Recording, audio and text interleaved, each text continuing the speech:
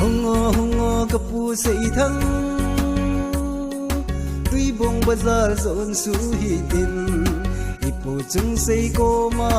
gazo hitin o kapu chung say kasakinaw neo za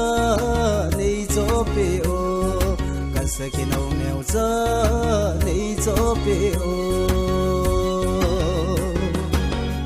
chung say in la ai dei pe lo hoi langa izo ding hita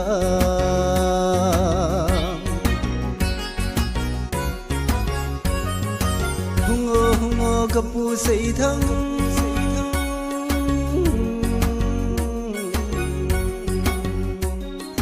tuy bông bazar zon tàu hitin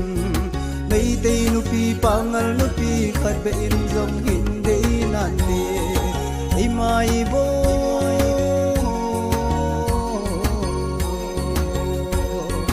eigi sazi matsa noi na pam ze bara leibiroi ma leibiroi bo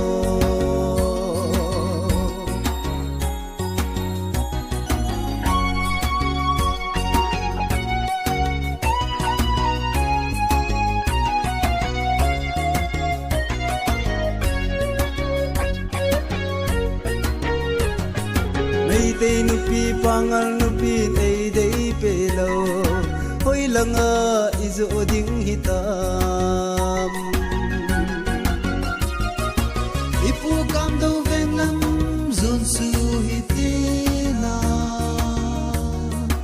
ipu zang mang ka cho sa hite kapu zang mang in dang ka dalin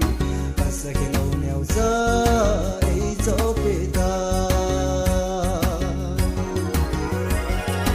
aman ay pwedeng katilhon lela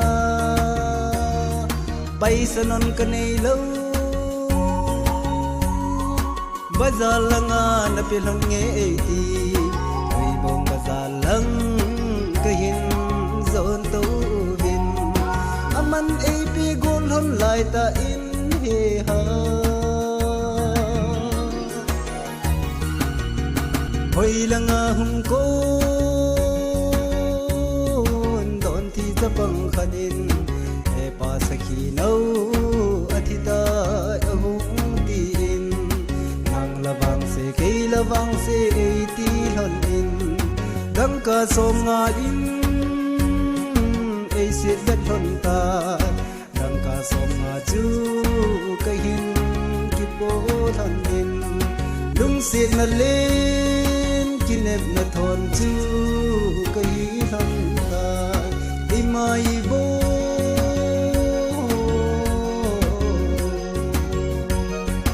eigi sazi matsa noi na pam ze bara leibi roi ma leibi